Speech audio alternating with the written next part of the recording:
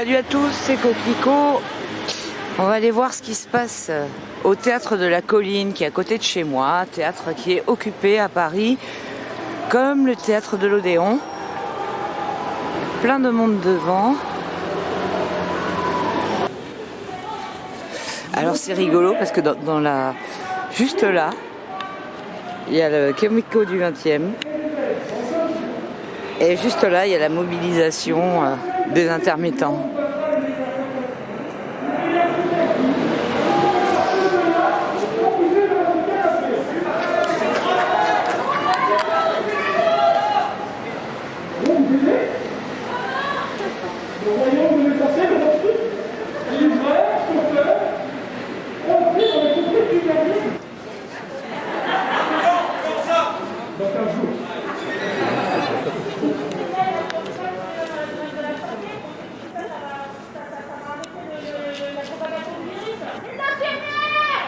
Bien sûr, nous ne sommes pas sûrs, mais nous attendons une expertise sous 15 jours. En attendant, porter ces masques, vous serez protégés. La livraison devrait être effectuée sous 15 jours. Avec qui débrouillez-vous. Honnêtement, on n'en a rien à foutre de vous.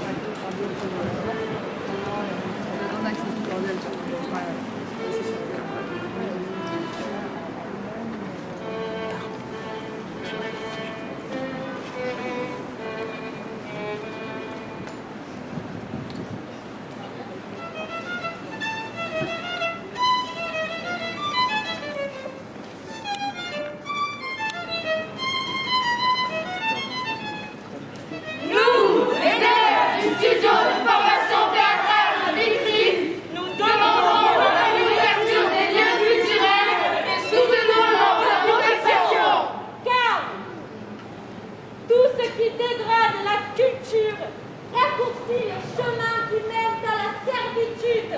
Albert Camus.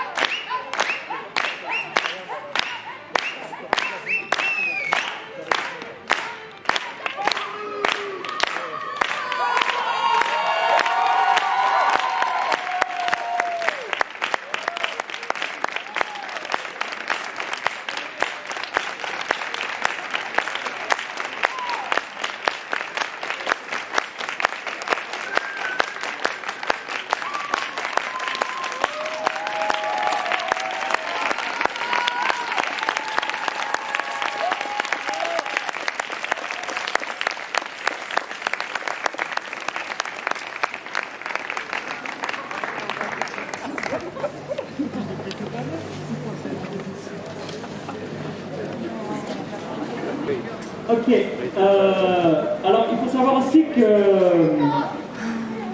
c'est possible de nous envoyer des textes. Vous pouvez vraiment nous envoyer plein de textes. Si vous ne voulez pas les lire, nous on peut les lire, on peut les publier, on peut les afficher, on peut faire tout un truc avec. Un poème sur le tout numérique qui nous attend. Le parfum du lilas. Les âmes de nos chats, la pluie pour laver les péchés du verger, le chemin sous les arbres, la main que l'on serre sur un lit d'hôpital, les rêves inachevés dans les sursauts des guerres, la peur de se quitter et celle de se revoir, la nuit que l'on étoile avec votre sourire, le silence du ciel à nos prières ardentes. On a tout sauvegardé sur nos ordis et nos clés.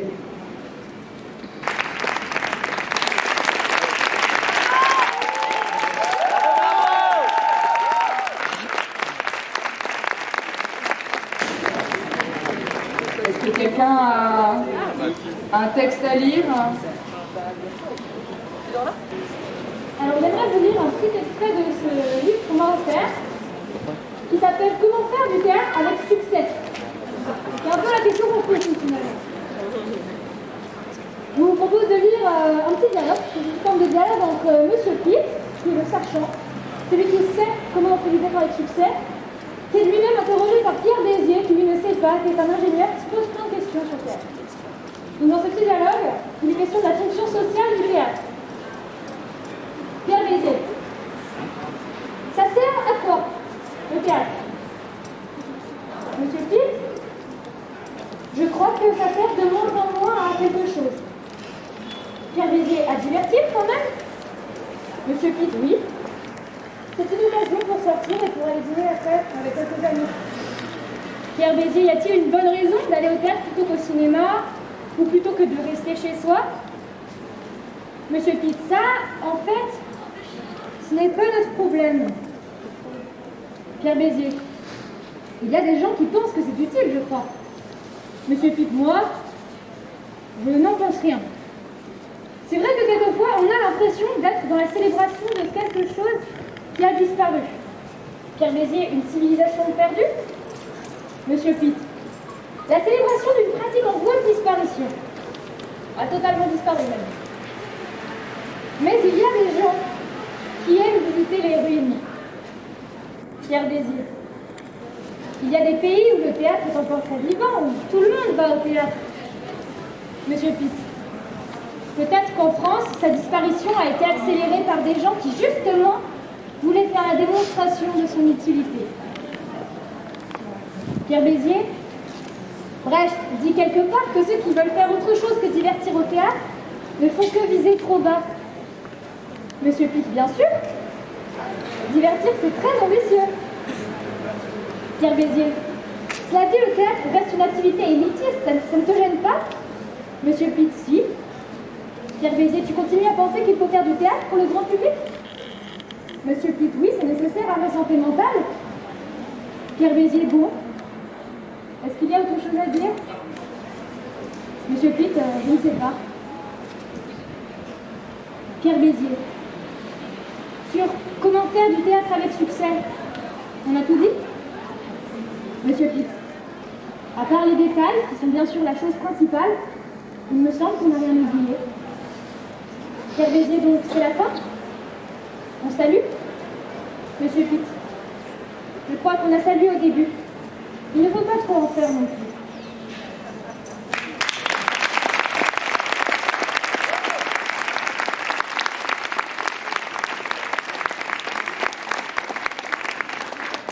Bonjour.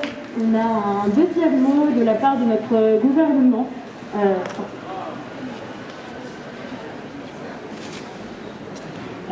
Sinon, je le fais à la bouche. Je le fais à la bouche. C'est pas grave. C'est pas grave. Je le fais à la bouche. C'était de la trompette.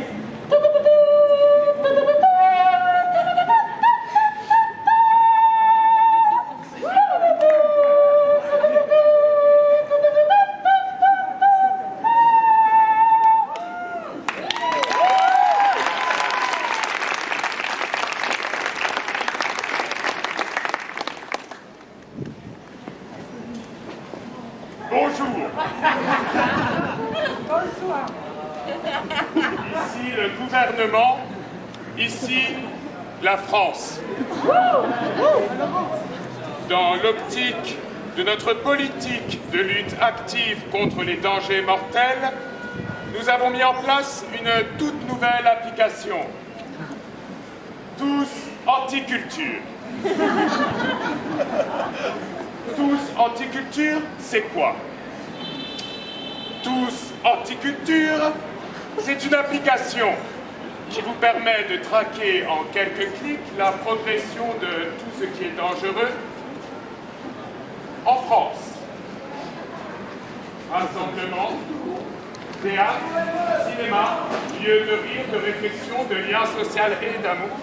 Dans notre application, tout cela est méthodiquement listé, répertorié, chiffré, selon une échelle de toxicité allant de lieux dangereux à extrêmement dangereux.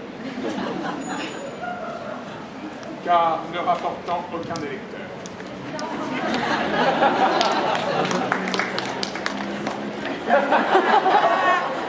La progression des théâtres occupés est extrêmement rapide. Elle progresse plus vite que la Covid. Pour stopper ce mouvement, nous avons installé une option. Dénonce ton voisin.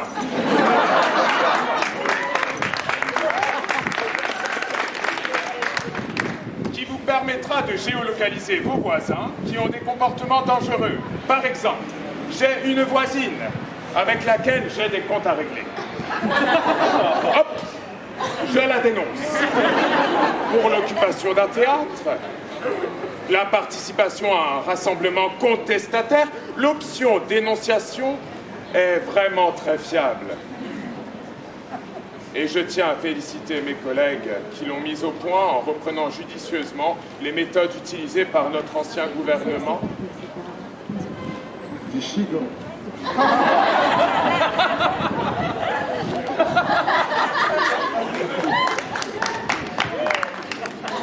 Nous rappelons que tout ça est pour votre bien. Nous voulons créer une société où vous vivrez dans la plus parfaite sécurité, où vous ne perdrez plus jamais de temps. Une société où vous ne rirez plus. Rire, c'est perdre du temps. Rire n'est pas essentiel. Une société où vous ne pleurerez plus.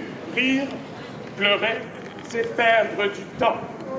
Pleurer n'est pas essentiel.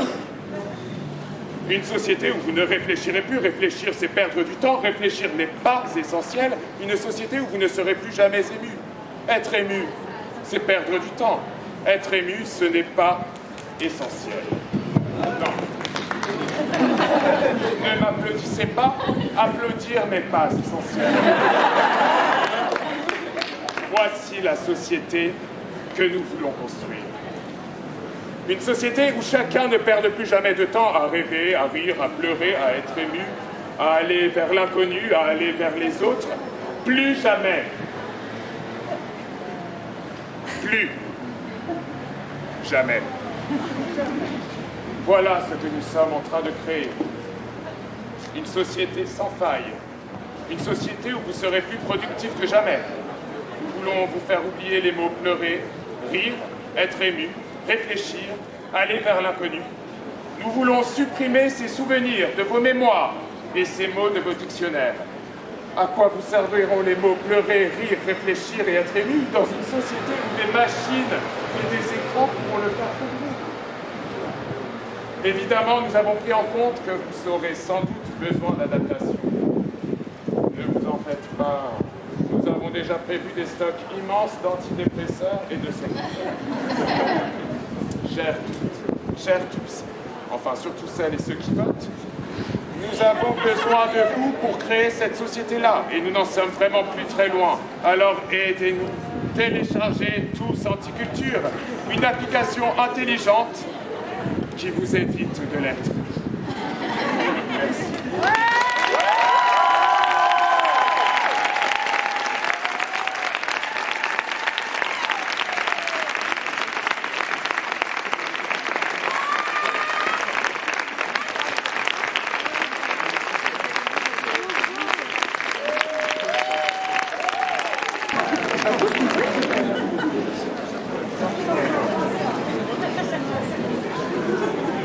Bonjour mesdames et messieurs, je m'appelle Thibaut Guillaumard, enchanté, et je suis élève au cours Simon. Et aujourd'hui, je ne m'adresse pas en tant que comédien, ni en tant que futur comédien, mais je m'adresse en tant que Français à vous tous et à vous toutes.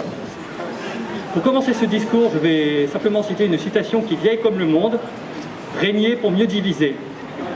C'est une stratégie que le gouvernement français et mondial adopte malheureusement depuis des décennies et qui fonctionne encore aujourd'hui. Et aujourd'hui, justement, si je m'adresse à vous toutes et à vous tous, c'est parce que les stratégies qui ont été utilisées sont toujours les mêmes. Les manifestations qu'on a connues ces dernières années ont toujours été vaincues de la même manière. Toujours tenter de décrédibiliser le mouvement avant même que celui-ci ne prenne de l'ampleur. Et aujourd'hui, j'ai lu un article de Libé dans lequel Roselyne Bachot décrivait notre mouvement comme étant un mouvement de violence, désordonné. Mais pour qui se prend-elle, celle-là ?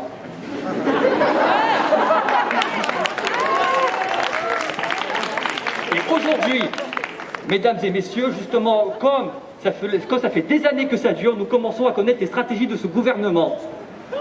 Et à force de connaître ces stratégies, nous sommes capables de les anticiper, ces stratégies. Et si nous sommes capables de les anticiper, nous pourrons les vaincre.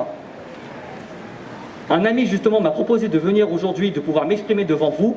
Et aujourd'hui, justement, j'ai noté quelques idées qui, si elles sont appliquées dans un ordre très précis et très exact, nous permettront justement de vaincre ce gouvernement et de vaincre cette mauvaise propagande.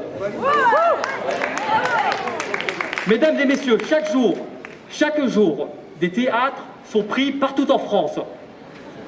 C'est une nouvelle incroyable. Mais, il faut faire très attention parce que plus nous prenons de théâtre, plus le gouvernement a la possibilité justement de décrédibiliser ce mouvement en nous faisant passer pour un mouvement violent qui saccage les théâtres. Alors, regardez ici pourtant, le théâtre va parfaitement bien. Il n'y a pas de vitres brisées, il n'y a rien, on en prend soin. C'est nos plateaux, c'est nos vies ici. Ce sont nos vies qu'on partage ici.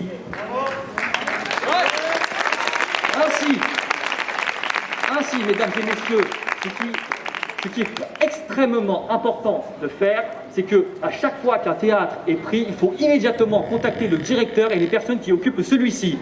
Et ainsi seulement, en fédérant tous les théâtres, nous serons en capacité justement de communiquer et ainsi déjà, nous pourrons justement dire à ce gouvernement que nous sommes solidaires. Et cela est très important.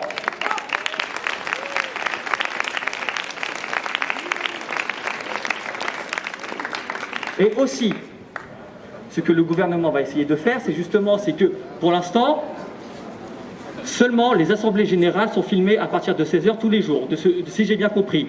Mais ce qu'il faudrait faire, quand on en aura les moyens, ce serait d'être capable de filmer continuellement tout ce qui se passe ici, de le diffuser en live partout sur Internet, parce que justement le gouvernement va tenter de nous crédibiliser, mais si les Français savent ce que l'on fait à l'intérieur des théâtres, qu'ils voient qu'on en prenne soin, alors dans ces conditions, le gouvernement ne pourra plus nous faire passer pour un mouvement qui est violent.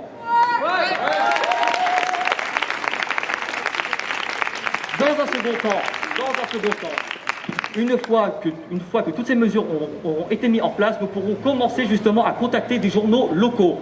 Et grâce à cela, quand tous les lives seront disponibles, il y aura des élus, des artistes qui pourront partager cela sur des réseaux sociaux.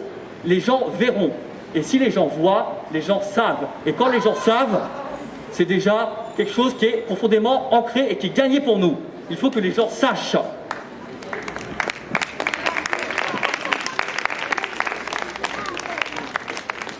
Chaque jour, mesdames et messieurs, chaque jour, il y a 4,16 millions d'usagers dans le francilien, dans le métro et dans le RER. Chaque jour, justement, il y a des journaux gratuits qui sont mis à disposition pour tous les Français, pour tous et pour toutes. Si nous réussissons à contacter ces journaux qui sont gratuits, eh bien, figurez-vous, 4,16 millions de personnes, ne serait-ce que 1%, ça fait 40 000 personnes qui lisent le journal tous les jours. Ouais. Et si, mettons que notre mouvement soit à la une, ça fait quand même 40 000 personnes, qui verront notre mouvement.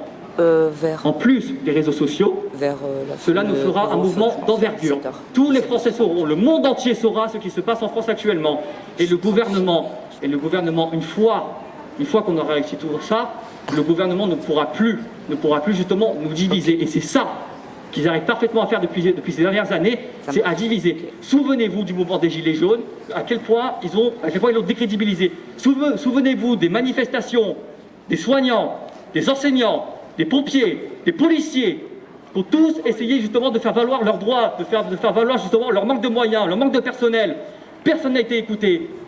Le gouvernement nous méprise chaque jour. Et maintenant, regardez ça. Souvenez-vous de Coluche, de Daniel Balavoine, de Martin Luther King, de Lady Diana. Tous ces gens-là, ils avaient tous la sympathie du peuple pour eux. Et qu'est-ce qui leur est arrivé? Des accidents. Des accidents. Thibaut,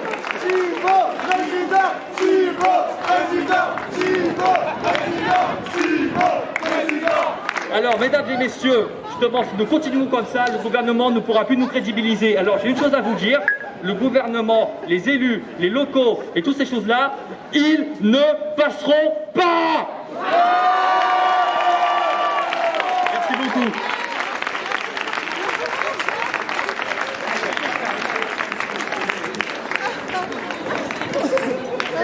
Hélène, est-ce que tu as quelque chose? Bien.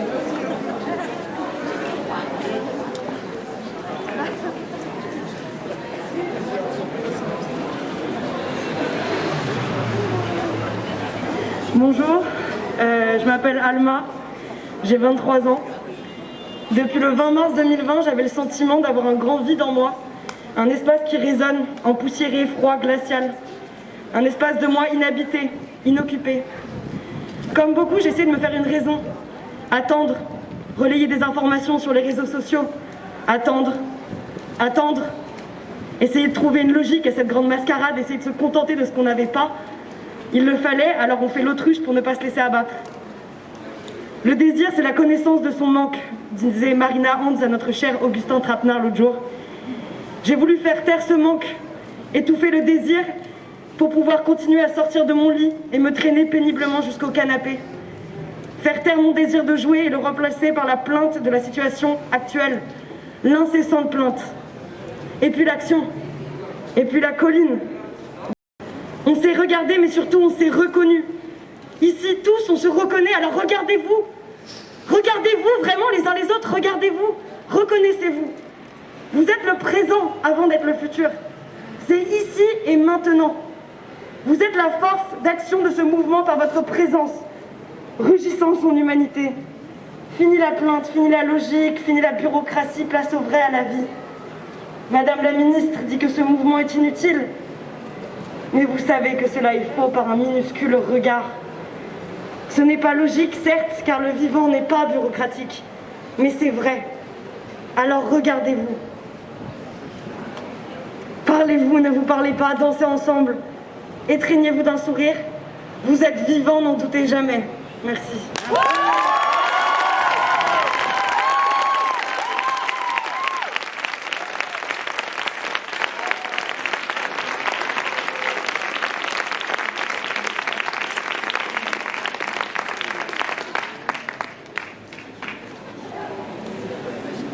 Qu'importe où nous allons, honnêtement, je ne le cache pas, de moins en moins.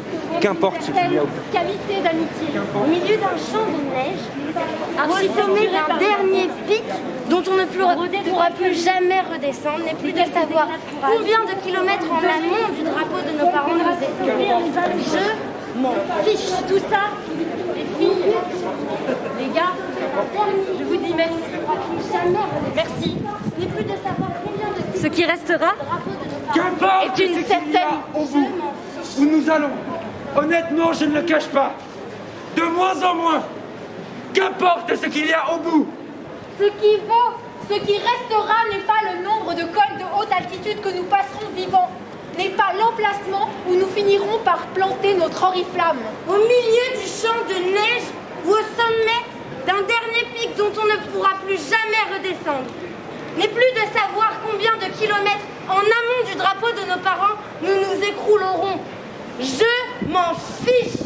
Ce qui restera est une certaine qualité d'amitié, architecturée par l'estime et brodée de quelques rires, de quelques éclats de courage, de génie qu'on aura su s'offrir les uns aux autres. Pour tout ça, les filles, les gars, je vous dis merci. Merci.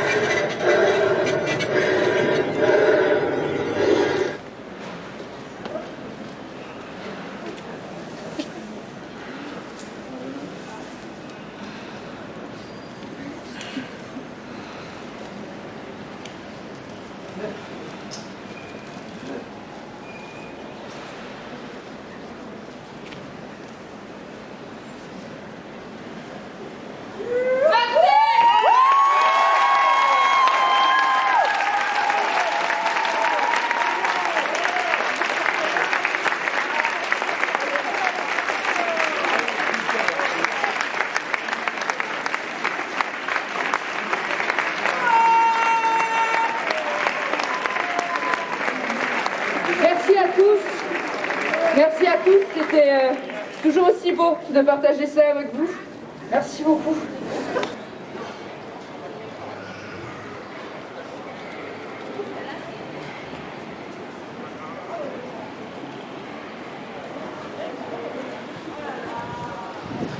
Bon, voilà, c'était la petite manif devant le théâtre de la Colline. Bon, vous avez vu, il y a encore du boulot, hein. Ils sont tous masqués, à se mettre du gel hydroalcoolique toutes les 5 minutes. Il y a encore du boulot.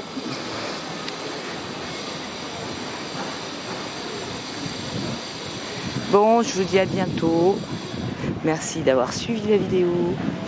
À très bientôt, les amis. Ciao.